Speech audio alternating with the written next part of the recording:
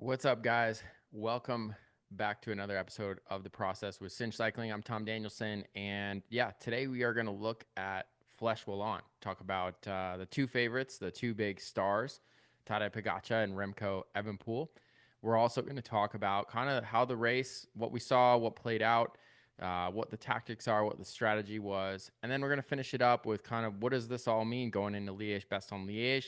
What does this mean in the 2025 season? And what are some of the things that we can expect to come from this event? I'd also like to talk a little bit about the narratives that I'm reading on the internet about kind of how this race played out and address some of the opinions. And with my opinion, again, this podcast is, yeah, just my opinion coming from my experience as a World Tour racer, my experience now as a coach, and yeah, my experience is watching cycling just like everyone else as a fan. So, yeah, a little bit of a unique perspective, but yeah, at the end of the day, all of this is my experience and my perspective, and it's different for everyone. So yeah, with that, we're gonna start Flesh Wallon 2025. Again, I'm just rapping here solo. Got some of the feedback online. People were like, "Yeah, you should bring in another guest. I think that would be more interesting." You're probably right. But for the sake of getting this thing going, being consistent, got a baby number 5 on the way. Um, Lots going on in my business. And so it's just at this point, it's more realistic for me to just jump in, throw the microphone in front of myself, and just start talking. And, as we build momentum and do more and have a little bit more time to plan, then yeah, bring some guests on and have some other people to talk. Maybe Courtney will join me, things like that. But for now, it's just going to be me. And yeah, I apologize if it's boring.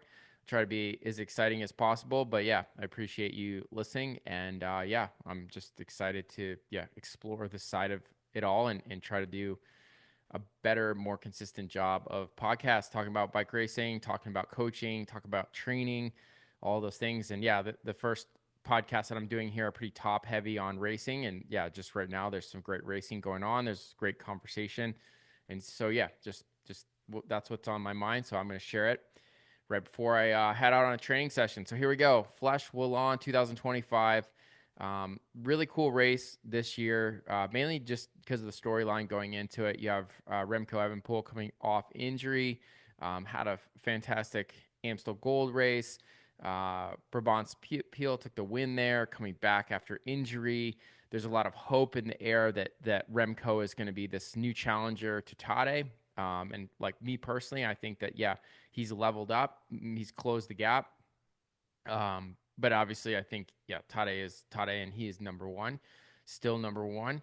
And Flesh Wallon, we're all excited to see. Like, is Tade still? Does he still have it, or is he fatigued? Is he tired? Is he run down? Does he care about these wins? Does he even want to do Flesh?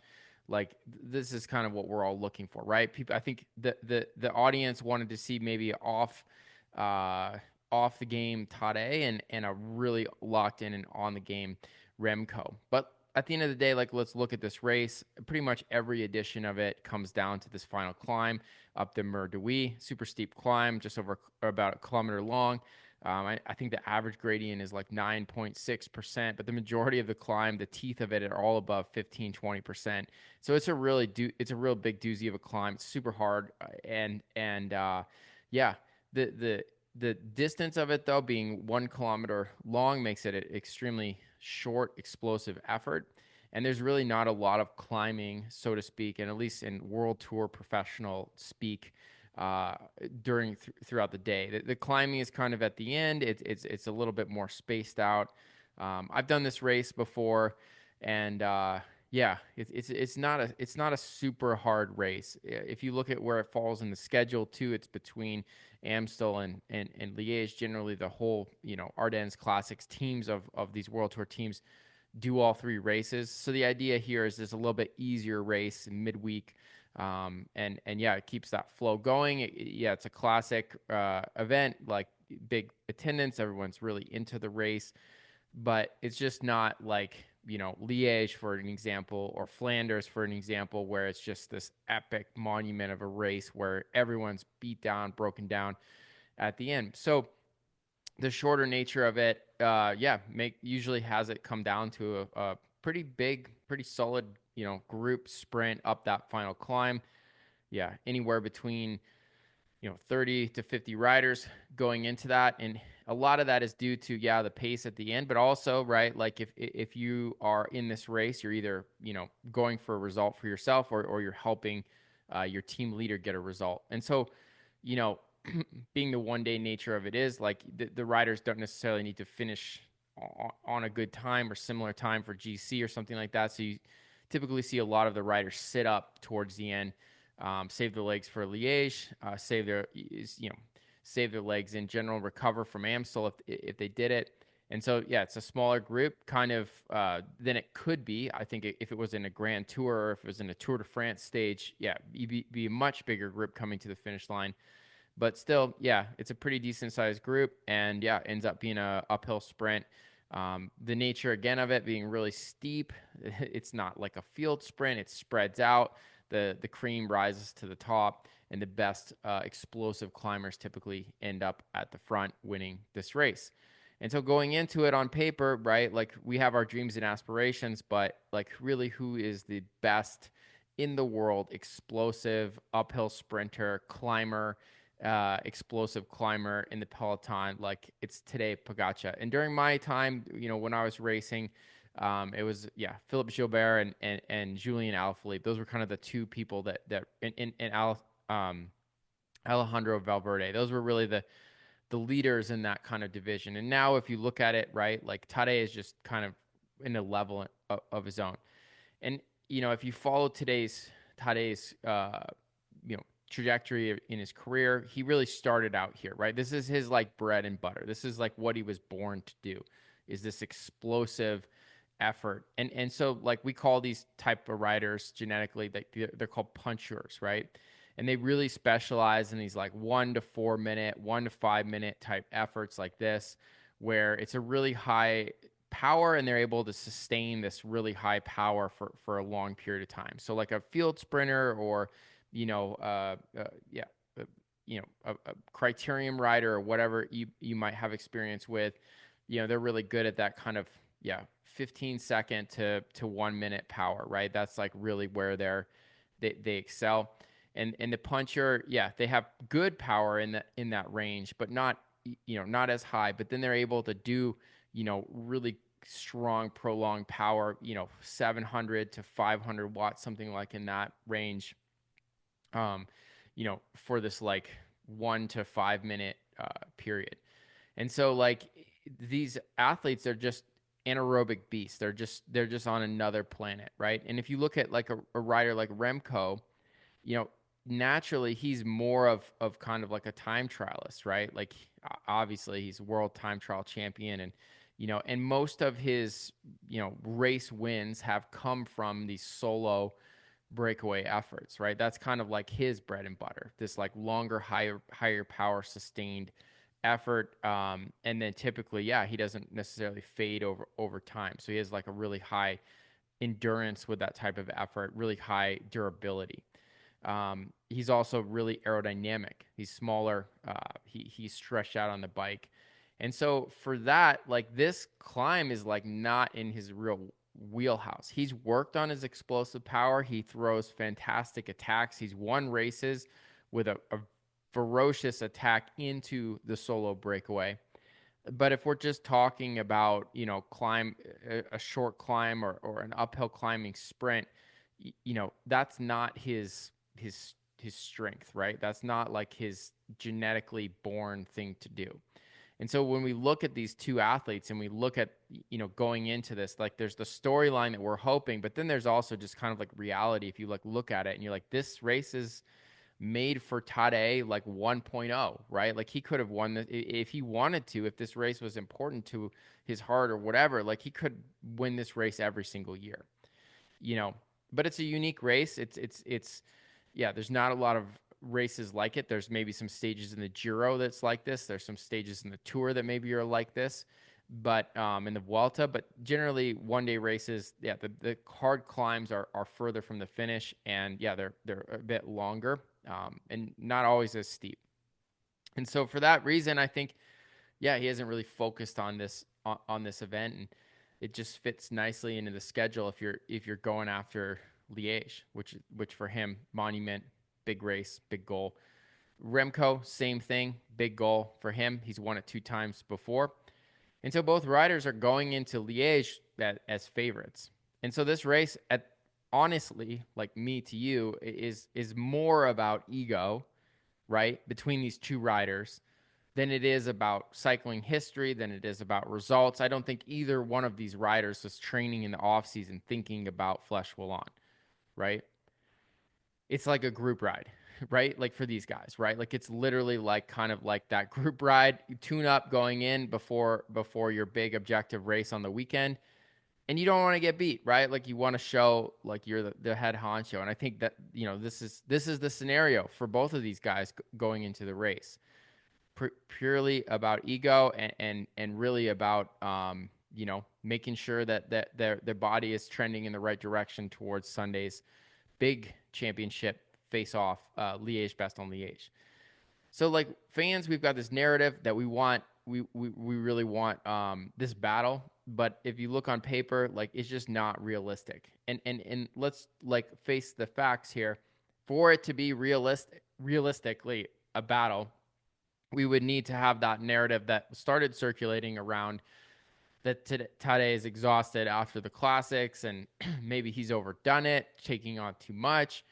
Maybe he doesn't really know what he's doing. Maybe he is burnt out. Like maybe the damage from of Paris-Roubaix is still inside of him, and he's not going to be able to even do what he normally does at this race. Like realistically, that's it. Or maybe he got sick.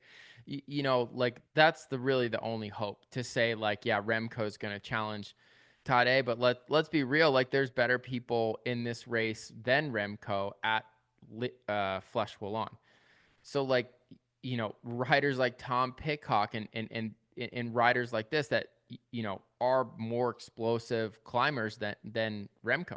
They're more of a threat to him than what Tadej, right? Like, Tadej is generally on another level, but let's just say even if Tadej isn't good, those other riders are still going to be an absolute level above just by pure talent or pure natural ability, explosive climbing natural ability. They're going to be a step ahead of Remco, even like with his exceptional form. So that's kind of the reality check going in. And I'll be honest, like I also, just like all the other fans, was like, well, I know this is the truth, but I'm hoping for a battle, right? And when we turn our TVs on in the morning here in the U.S., right? Like we turn the TV on, it's pouring rain. It looks like epic conditions.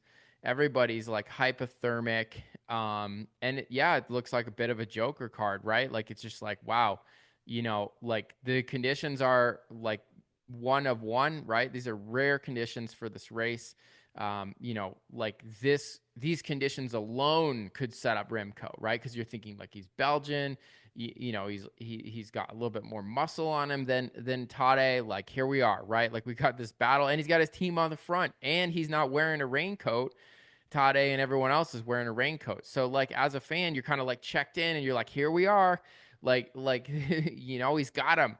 I started watching the race and really like noticing, that Tadej looked really good, and you just like he's Lance kind of came up with this term, back in the day, and a lot of cyclists use it. It's like no chain. It feels like I'm riding. My legs are so good. It's like I've got no chain. And when it's raining like that, like they got all the grime in the drive chain. It just feels like crap. And your legs are heavy and your feet are soaked with water and their feet are heavy. Shorts are full of water and you got all that friction on the seat and stuff. Like you just don't feel good riding in those conditions. And then let alone the temperature, right? Like your body, your core temperature is so low, right? Like you're just eating, you're trying to stay fueled on the bike just to stay warm. And like you look at Tadej and he just looks fine, right? Like he's got the high cadence, his face looks relaxed. Everybody else looks freaked out, stressed out. And I just kind of noticed that. And I was like, dude, Like he looks good, you know. This guy is gonna go nuts. And then, you know, you look at Remco and he also looks good, but then you know, the thing that he's doing is you know, it's obvious. It's like he's kind of overcompensating for his mistakes of, you know, Sunday, which was like out of position, like crashed, you know, came back, sat out of position, missed the key move, and yeah, ultimately had to like reinsert himself back in the race using a lot of energy, and that cost him the win. So here he is, like at the front on TV all day, burning up his team, you know, and you know, it looked like to me again, like just as a former racer, like you know, like he was just kind of like swinging it around a little bit, right? Like he's just up there, just like you know, mouth closed, like you know, no jacket on, like just like look, guys, like I'm riding his team into the ground. Like you know, the cameras would go to the back of the group, and you'd see like guys like Lenny Martinez, you know, struggling with the cold, struggling with the pace on the climb. Thibaut Nice struggling on the climb. You know, guys that you know ultimately did get results, but you know before that, like you're like these are ballers, and they're like on the back of the peloton struggling, and you in your mind your initial reaction is like these guys are bad, but then when you use some common sense, you're like these Soudal guys are going hard. And really, that's the case. And you think about it like, okay, well, why is Remco on the front with his team, riding his team so hard? We go back to his earlier interviews. It's like, well, we're going to grind down the competition. We're going to grind down these explosive riders that normally would beat me, and we're going to pulverize them into the ground. And so they can't do their thing. But you're not really thinking about that this is like fast twitch, explosive genetic thing that these athletes have that doesn't really typically go down over time. And I remember, like, to give you an example of this, like when I raced, like I had this teammate Tyler Farrar, and this is true with like most of these sprinters too. Like they would be dropped on these stages, these sprint stages. They'd be dropped on a climb, you know, like in the days of Peter Sagan, he'd have his team just like rip the peloton to pieces, drop all the sprinters, you know, drill it out, like try to make it so they never get back. And they'd like, you know, crawl back. They'd all be cramping. I remember Tyler would like be like, you know, third, fifth group on the race. Like I'd be up there like smoking cigarettes, like, you know, in the front group thinking I was all cool. He'd come back like covered in salt, like all jacked up. And he's, you know, I'd be like, oh my gosh, like you don't even look like you're going to be able to finish. And then he would win. Like I remember Vuelta stages, Tyler would come back like destroyed and then would win. And I would get like dropped in the final like explosive effort, right?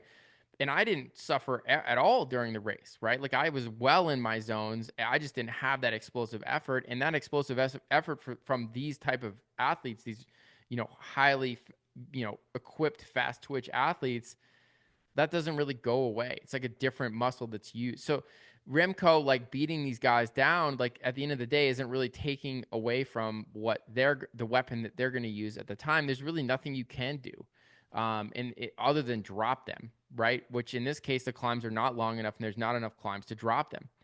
And so I think again, it just becomes this like big show, which for all of us, all the fans, and probably you guys too, was quite entertaining, right? For you know, I think it was like live on TV for a couple hours.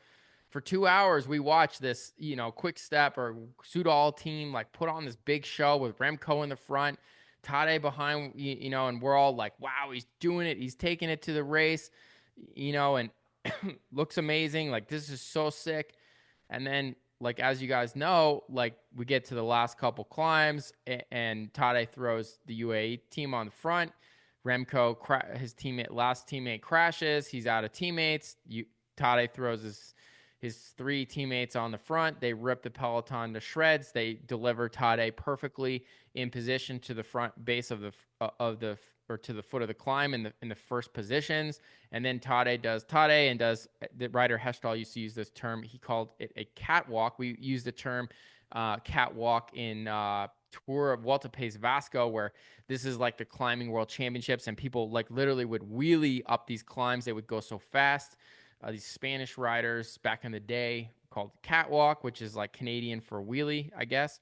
And so Tade literally did a catwalk at this point up to the finish line, takes a victory, and Remco gets blown straight off the wheel, straight out the back, and finishes in ninth place. And now we're all there left justify what happened. And that's what the rest of this podcast, or what I'm going to do next, and say, what the heck happened here, right? And I kind of foreshadowed it going into it, saying, look, this race is not for Remco. It's for Tade, right? Duh. And then this also preempted the discussion that I'm going to address here too. That's like, well, thank goodness Tade finally used his brain and did a good race. And none of this like silly, dumb solo attack nonsense. And thank goodness that he followed the book of bike racing, which was basically wait until the very end and then drop everyone, right? Like, why doesn't he follow this intelligent strategy to begin with? Well, we're going to talk about that, right? Because I think that critique and that way of thinking is nonsense. We're going to get into it, right? But first and foremost, Remco, not the best strategy to win the race. Definitely the best strategy to make great television. And I think honestly, quite honestly, that's all he could have done, because he could have sat in the back of the group and let the UAE guys ride. And Tade, like, you can hope that Tade will throw, like the internet is saying, another non-intelligent attack and blow himself up, and then Remco can beat him, right? That's the best strategy, right? Like, but let's be real. If you look at the history of this race, it always comes down to this last climb. The reason for that is the course. The reason why, when the course is like that, not just UAE, but all these other teams, Lidl, Trek, whoever else, can also use the team to do the exact same thing. So while we think we might be clever and try to trick someone with an early attack or whatever, it usually doesn't work, not just because UAE, not because of Tade, not because of whatever, but because of the course, and it allows so many other teams and so many other team leaders and team interests to be involved. All those people like Archaea, all these other teams that get results, they have an option to bring it back, right? So let's talk about that. Remco uses the TV approach, right? He's the star on TV for a bit. Doesn't throw any attack. Why doesn't he throw an attack? Because it wouldn't work. We all know that. You know, did UAE's hard pace stop him from throwing an attack? Well, he probably wasn't going to throw an attack anyway, right? So I don't think they stopped the attack, but they definitely probably, you know, if he had it in his mind for 1 second, it was definitely out of the mind. You know, when Jan Christian went to the front and blew it to pieces, right? So let's look at the last bit of the race. We see Tade go up the climb, do the catwalk, seated, high cadence, and everybody thinks like, wow. And honestly, like, it didn't matter if you were a longtime fan. It didn't matter if you had just seen cycling for the first time and you turned on the TV. It didn't matter if you were like myself, who's raced Flèche Wallonne. It didn't matter if you are probably someone that's raced Tade, like, you know, or you're Tade's teammate or Tade's mom or whoever else. Like, your mouth dropped the second that he did a seated attack around the steepest bend. It's like 26%, and rode away from everybody, seated in the middle of his cassette with 90 RPM cadence. That's got to be something like 1,000-watt attack or something like this into probably 700 watts to the top of the climb, right? Seated for the most part.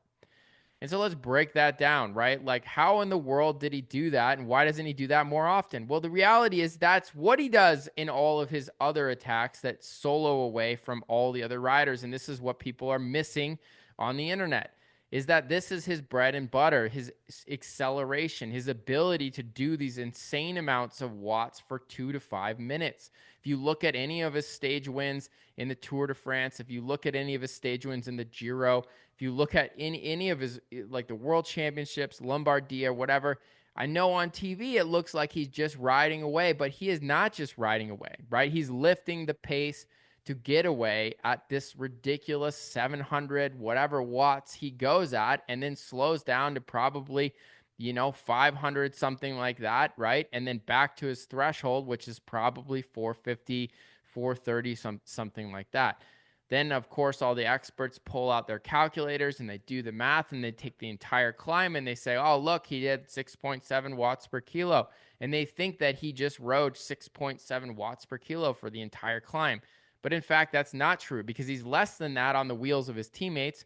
He's way more than that when he throws this crazy attack, and then he's less than that again when he's soloing away to the finish line. So how does he do this? Well, he trains for it. This is the other thing that drives me crazy, right? First of all, people are wondering like why doesn't he do this more often? And then they think, well, he does this just because he's a genius, or excuse me, just because he's so strong, right? Now, in cycling, if you are new to cycling, you will understand that this is not a sport about strength, right? This is not a sport about who can lift or push the highest amount of power. This is a sport that's about efficiency. This is a sport that's about training specific things to be able to do specific actions, right? This is not a giant grab your walk club and smash the other people to pieces. But for whatever reason, the people that are watching the race see this, right? They see Tadej has this giant walk club. He's like Bam Bam from the Flintstones or whatever. He's got low intelligence, and he just literally pulls out his walk club and smashes everyone to pieces, right? And they think in Flèche Wallonne that Tadej finally got smart enough or controlled enough to hold his walk club to himself until he got to the finish line and then just smash it one time. I know this is what it looked like, right? But it actually requires a lot more planning and intelligence to put together these symphonies of the walk club one time and then being able to do the whole production afterwards, which keeps us on our toes as he breaks away and then holds this insane breakaway all the way to the finish line. We're going to get to that in a second, right? But let's look at the Tadej Walk Club experience on Flèche Wallonne, the Mur de Huy, and what was so unique about that. Number one, it was seated. How did he do it seated? Why did he do it seated? Well, it's wet, right? And when the road is wet, it's hard to get traction. And if you looked at Ben Healy, he was standing, but clearly he was struggling standing, right? And so part of that is the steepness of the climb. When it rains in Europe, the roads get slick. There's the diesel on the road. There's not great traction on something 26%. And so that gap that Tadej was able to get was so unique because he was able to do it seated. Now, how in the world does someone do a seated sprint uphill on a steep part like that? Well, it comes down to incredible core strength. And if you watch the evolution of Tadej from 2019, 2018, right, to now, you'll notice that he looks different on the bike. His position is more secure. He's further ahead on the bike. He's moved forward on the saddle. He bends his elbows a lot more. He's using his core, but I think he's changed the game. He is no longer just doing core training for injury prevention, which is like honestly like what I've done and I've preached ever since as a coach. But he's also doing core training to increase the stability so he can produce more force seated. I've always just got out of the saddle, right? And I think a lot of other riders have too. And if you were a bigger rider, a lot of times you didn't get out of the saddle for the exact same reason he's able to sit in the saddle, is because you didn't have the core strength to be efficient out of the saddle. So now he's kind of gaming it, right? Because he does have the strength and efficiency out of the saddle. But when you're in the saddle, you're more aerodynamic, of course, but also in this case, right? Like you're able to position yourself a really nice spot on the bike so you can get better acceleration, better traction when you accelerate. And so here he is using his genetically gifted ability to accelerate, right? He's had this from the beginning. And he's matching it with his new technique, high cadence. He has a very incredible, unique pedal stroke. And we'll talk about that on a different episode. That's a whole episode in its own. Maybe I'm not even going to share what I know about it because it's too good. But we're going to look at, in this one, look at the core strength. It is incredible. And if you look at the riders behind him, like they're moving around a lot more on the bike. And again, to the audience, a lot of people are saying, well, this guy's just stronger. Of course he doesn't move around. He feels 700 watts like I feel 200 watts. And I know that's what it looks like on TV. But again, it's coming when we're talking about watts and we're talking about performance on the bike. It's a combination of force. So the torque, the force that you're putting on the cranks, and then it's a combination of being able to rotate the cranks as many times as you can in a minute. And the faster you can rotate the cranks with a higher amount of force, the faster you go forward. the better acceleration you have. And so he's mastered that core strength that's anchoring him on that saddle so he can just push on those cranks and he's not losing any of that force. And on such a steep gradient, he's not losing a lot of that noise, like, or it's not, his body's not absorbing that noise into it, right? Like he's taking the effort from each crank and delivering all of it into the pedal, into the crank, and sending the bike forward. So incredible acceleration. The gap that he gets pretty much comes from that whole like 1 minute that he does after that. And then he pretty much sits up after that for like 30 seconds or 20 seconds to the line. Traditionally in Flèche Wallonne, the race is timed where people kind of have to hold back on that steep part where he attacked. And then when it levels off a little bit more, that's where they're able to start their sprint and go for a long sprint and close all the way to the line. Because of that effort, if you add in, traditionally, if you add in, say, 100 watts more, 200 watts more, whatever on that steep bit, you don't get that much more speed. But if you wait till after that, you can increase your speed by, let's say, 15 kilometers an hour more from the steep part. And so, again, that's why this sport is this race is traditionally won on that final part of the climb. And so in this case, right, like Tadej, he rips up the script and he actually creates a gap so big in the part of the climb where people have to hold back that he can actually ease up and celebrate in the part where people close in. And so he won by 10 seconds, but he probably had 15 to 20 seconds prior to that point, right? Where he sat up, and then lost probably 10 seconds or so in that area where the other riders were sprinting to the line. If you look too at the climb, like the people that were around him, Healy and Remco, they finished behind people that started behind those guys. So it does still land true. Like Pidcock, who finished third, he was behind both Remco and Healy before even that moment. And so again, like he timed it. He has a little bit more experience there. He timed it perfect. But yeah, like in this case, right, like Tadej ripped up the script, did something completely different, used his talent that he was born with, and plus how he's trained and improved it, and taken it to another level.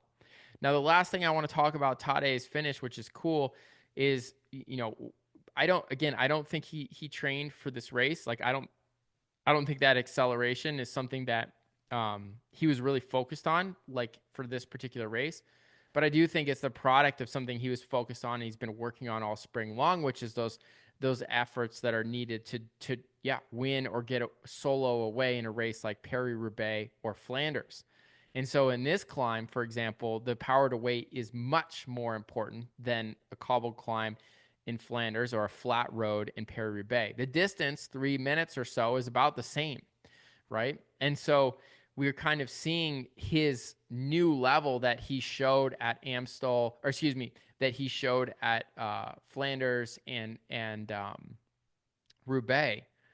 But we looked at Van der Poel, who's a bigger rider, right? And so power to weight wasn't as much of a factor. So Tadej was as good, right? Or maybe a little bit better than Van der Poel in Flanders, right? And was as good, more or less, you know, in Roubaix, right? And so here we are. We can see, what does this look like on a real climb or more of a climb? And you can see it looks amazing. And so when people are looking at Tadej's springtime classics focus, you know, I think there's a big part of it that, you know, he wants to win these races and he wants to challenge himself and see if he can get to that level. But then there's also a big part, and comes back to the intelligence part that I'm going to talk about with Tadej. But he understands that for him to keep leveling the game up over his rivals, he needs to do things differently. He needs to improve in ways that they are unwilling to improve. And he's been working on the threshold. He's been working on the solo effort. But where he truly has the biggest advantage is in this acceleration part, right? This acceleration part, the part that, like, you know, people just take for granted, he's working on, right? Like, he's been good at it, but he's becoming great at it. He's becoming the best ever at it. And so while probably his competition Jonas, Remco, everyone else has been analyzing these numbers that he rides at after he's the solo attack. And, Jonas obviously spent a lot of time analyzing this, going into the Tour de France last year, because they were very close on the climbs at first, right? And even, the stage that Tadej had to slow down a little bit, and Jonas caught him, right? And so they probably had his numbers more or less down in those other zones. But when we're talking about this explosive stuff, this is going to be difficult for someone like Jonas or Remco, someone that is not genetically created to do this, right? And here we have this guy that is bigger, has more total engine, right? And can do these phenomenal sustained power numbers, and has incredible durability over time. And so I would say Tadej 2025 is a rider who's looking to level up the game on the attack, and I believe that this Classics mission is designed around this, right? Around this idea of using this carrot, using this challenge to level it up, to push him to the next level in his attack and his ability to do these VO2 efforts and create a gap. And we know that he has more power once he gets solo, right? And surely, Jonas and these other riders will look at that power to weight and they'll try to bring it down. But remember, again, these climbs in France, they are not super, super steep, right? And so, even if the strategy of Jonas is like, hey, I'm going to get my power to weight ratio better at sustained threshold or low threshold or whatever it is than Tadej, which would be like a reasonable response to what is happening here. It's going to be tough, right? Because he's going to have that acceleration that, as we've seen, can gain 30 seconds, 40 seconds or whatever in a 5-minute effort. And he's done it, right? Over and over and over again. And I think he's better at it now. So for me, that's the long-term picture. I think that's overall might be what is happening behind the scenes with this type of racing and how it all fits into the Grand Tour de France scheme and the Grand Tour scheme.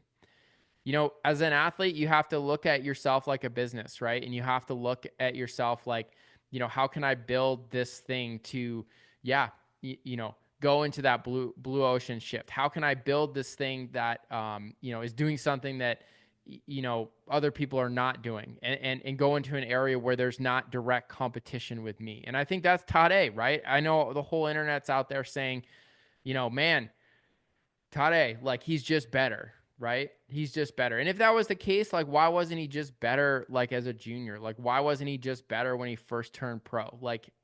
He had this acceleration, I remember 2020 Tour de France, right? He was blowing the Primoz out of the water with this acceleration. And Primoz before this was had an amazing, was already this guy, So it was he's got that gift, that acceleration gift, but everything else he's created, right? And the way he's constructing it, engineering his strategies around it, is key and is important. And so we're going to get into the next part of this dialogue that's that I hear out there, right? Which is first of all, Remco, what's going on? Is he washed? Does he not have it? Is Liège off? Looks like Tadej actually has it. He's not tired. It's all over. And I would say cool your jets, everybody, right? Remco's just fine. Not a good race for Remco. Put on the show for television, let into the narrative. At the end of the day, the results the same look as they should. And the last time that he did Flèche Wallonne, he finished 43rd, and this time he finished 9th, right? The last time he did Flèche Wallonne, he won Liège-Bastogne-Liège that following Sunday after finishing 43rd. I don't think he's going to beat Tadej at Liège, but I bet he does a great race, and I bet you gives him a good run for his money. So the second narrative I want to talk about is, again, the dialogue that's out there that's Tadej finally rode a perfect race. He finally followed the script. We need to see more of this. This is thank goodness he's smart with, or whoever controlled him, and this is what's going on. Excuse me.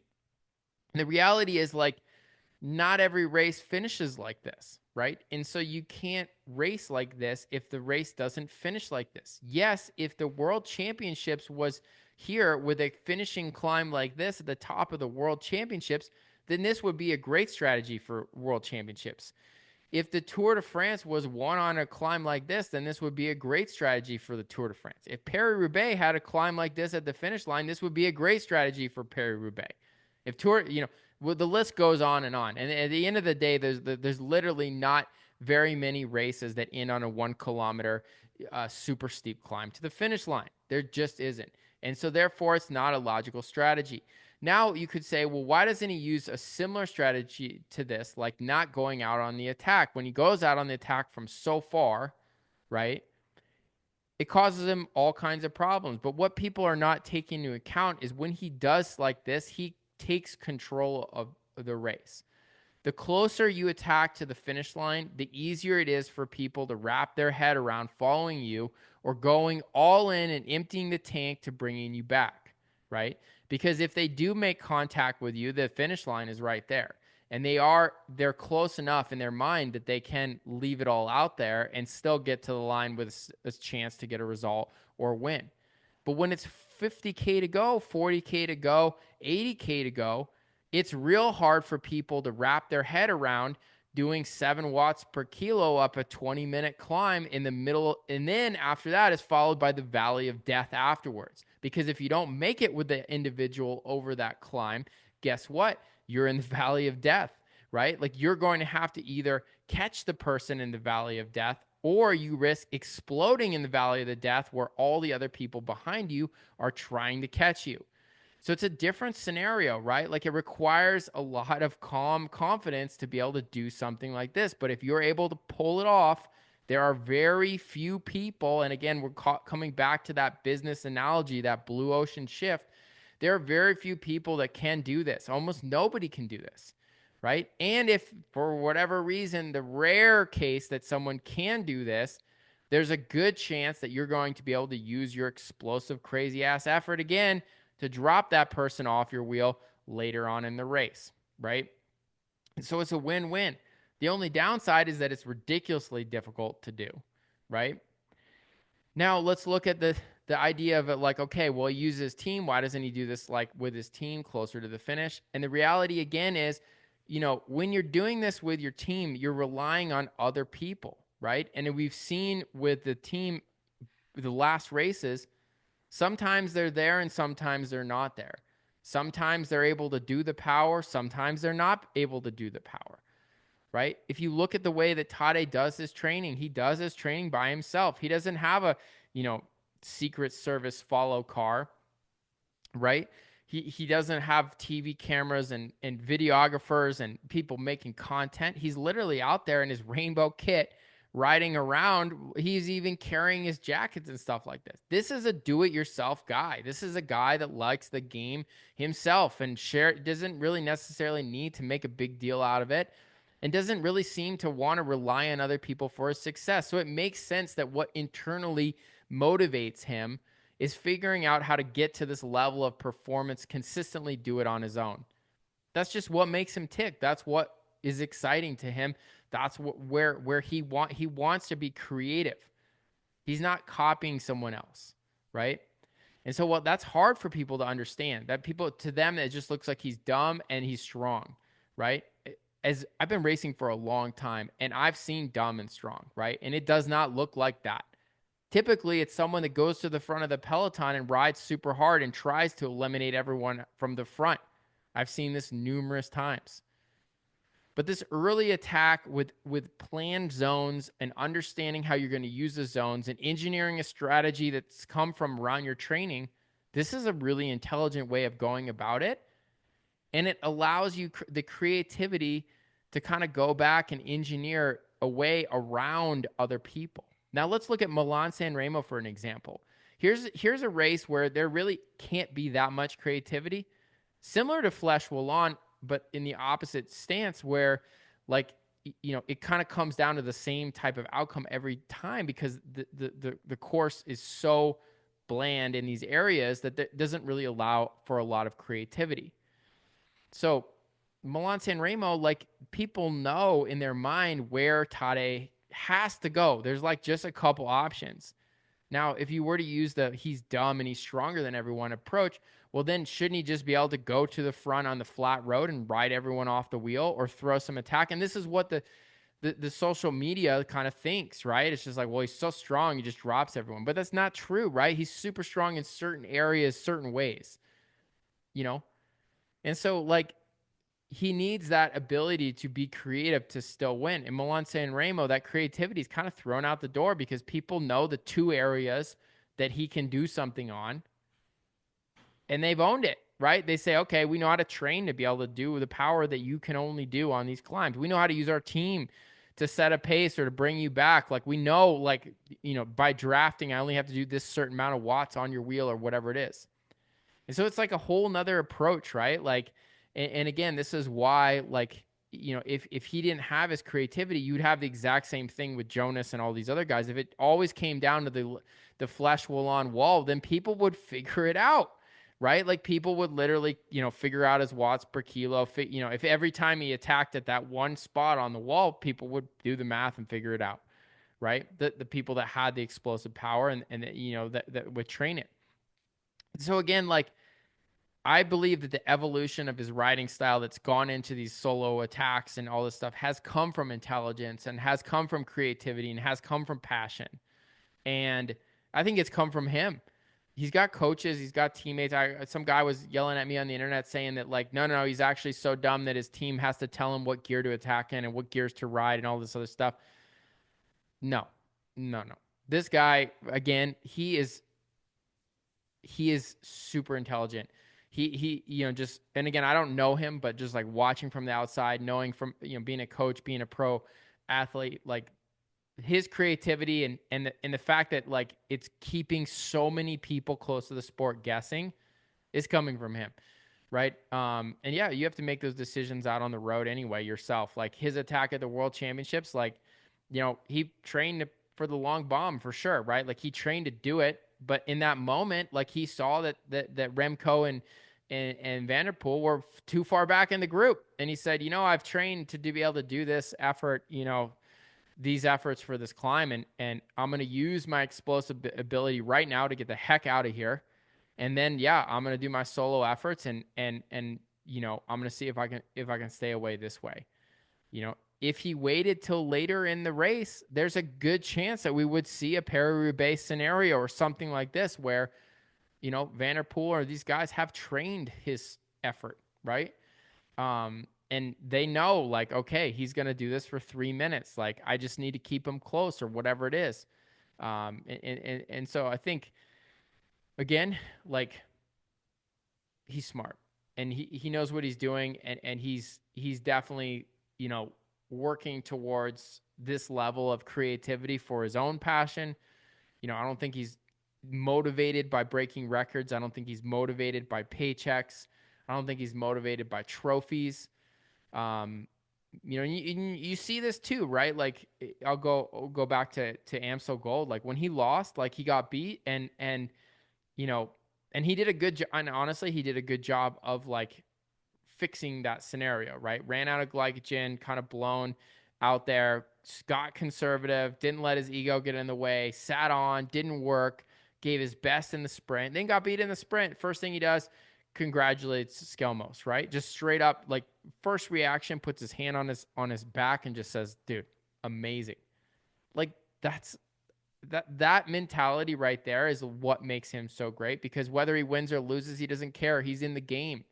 The game is trying to win, but like when you're playing the game, right, just like a video game, like the second you lose, like you're hungry again to try again, right? And if you can just own that and say, I tried and it didn't work, like that guy beat me, like straight up, like that was an awesome sprint, like, hey, awesome. Like if you could get to that spot, like your progression and your evolution would go so much faster, right? Because you're just like, I can recognize other people's greatness. I can recognize my mistakes. I can recognize talent. Like I can recognize people trying hard. Like, you don't need to be like jealous of those things, right?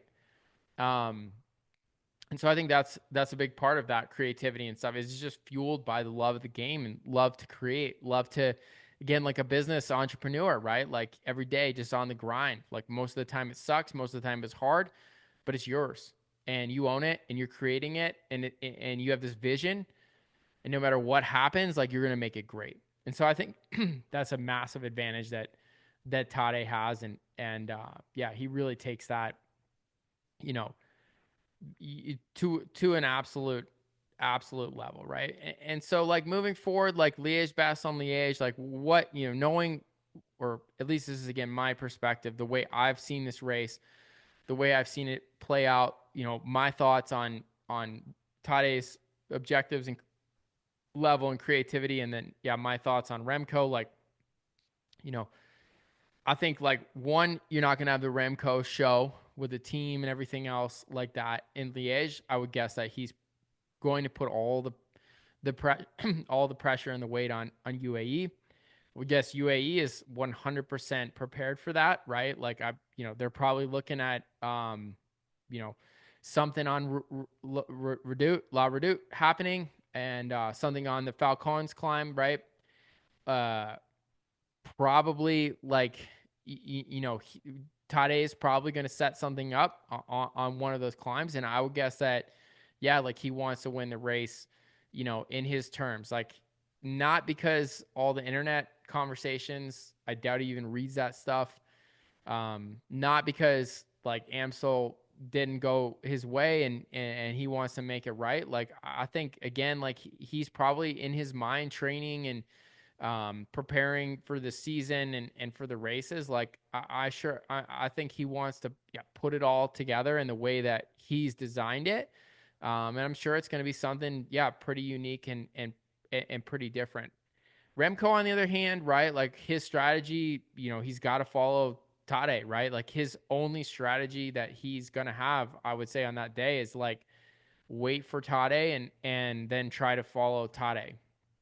I think if you take the offense in that situation, like you're just setting it up for Tade even easier. And you just make it more confusing for yourself because if he sets it up, if he tries an attack, if he tries a move, like Tade's explosive ability is going to be able to follow that move in the moment. And then a lot of times, like you position yourself in like, well, you attack, like you've got to like ride this out. If he lets Tade attack and for whatever reason can't follow him, at least he has that moment where he's chasing him. Then he gets to him, hopefully, if he can get to him. And then at least there's this opportunity that he has that's like, hey, like I chased you, I couldn't follow you, I'm not going to work super hard with you, and now you're going to have to get rid of me. So I would say that that's probably the best strategy that he can play. And at the end of the day, for it to be a success, I don't think Remco has to be able to follow Tade. I don't think that he has to actually get to Tade. I think that just being able to like solo away from the other people at the same time. Let's go back and discuss this. What's a win for Remco? A win for Remco in my mind is when Tade attacks, Remco is also able to attack, and he's able to distance the people from the peloton the same or similar to the way Tade distances them. If Tade attacks and drops everyone and Remco tries to follow but then doesn't follow and then does not drop Pidcock and these other riders, then I would say then that's not a success, right? Because now he's going to be in the situation where he's going to have to race negatively against these other athletes, and he's going to be losing time to Tade, who's going to be out front doing what he's trained for, what he loves to do. And I'm sure Remco is trained for similar stuff like Tade has as well. And so I would say that, it's not going to be a great success, so to speak, right? If in this move, Remco ends up stuck, unable to drop the other riders, and Tade's off the front, right? Now, if Remco chases Tade down with a bunch of guys on the wheel, is that a great success? I'd put it in that category. Maybe not a great success, but I'd say that's a touchdown, right? A point on the board, right? Because I think, he's able to again show that he has the strength to close the gap to Tade. And if he's unable to drop the other people because he's not explosive enough, but he's able to close the gap to Tade, then now is that the best strategic move? I don't think so. But again, at this point, Remco's already won 2 of these races. He's looking long term. Can I get closer to Tade's level? Can I get closer to that second place in the Tour de France? You know, that's what you're going to have to do, right? And again, you know, I would say, you know, is he going to race for second place at Liège? You know, is Remco racing for second? I would say that it would depend on how it is a second place, right?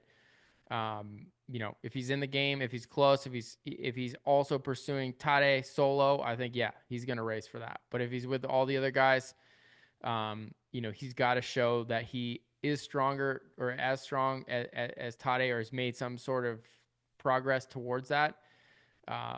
You know, and at that point, like you might risk your second place, you might risk your podium in trying to do something. But I think that's the point of all of this, right? But we'll see. We'll see what he does. We'll see.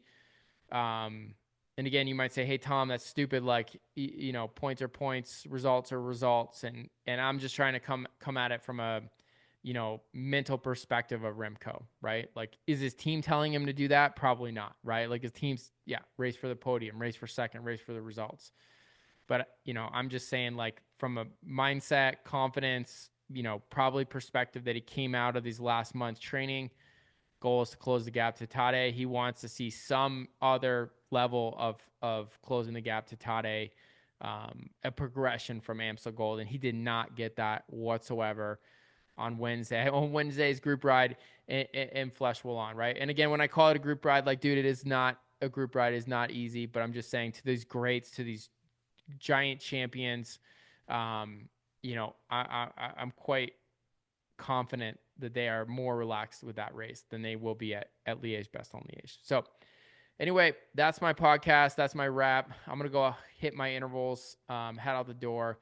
And I'll be talking more and more. And I think, moving forward, I think, making a podcast that details the evolution of Tade's progression and kind of looks at him as a rider and maybe like, how he's evolved, what he's changed, what he's gotten better at. Because I'm just, personally, I'm just over this, like, you know, mindset from the fans or from the public that's just like, he's an alien. He's an alien. He's just better, you know, and you know, you just sell yourself short as a fan when you're doing that, because you're not really looking at the things that he does beautifully, and you're not really looking at the sport and trying to understand what the greats do.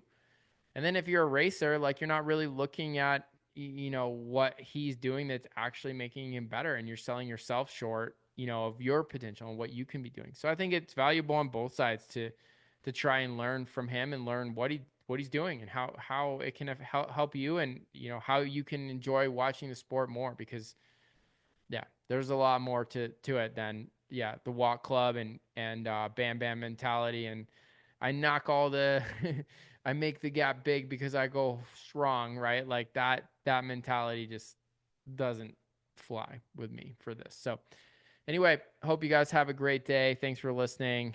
And looking forward to doing another one of these. I'll try to knock out one on some training, written down some good concepts that I'd like to cover on a podcast about training, some of the stuff we do in Cinch. And then, of course, plug for myself. I'm a coach, my own business, Cinch Cycling. We help people get a lot better in their cycling, make it a lot more fun, and take that Tour de France level version of the sport that we're talking about here in these podcasts and bring it to the training. Teach things like Tade uses to help you improve your fitness and your results in your PRs and your racing, whatever it is. And also just make training so much more fun and enjoyable. So, all right. Well, thank you guys for listening. Looking forward to it and to the next one. So have a great afternoon or evening or whenever you're listening to this. All right. Thanks, guys.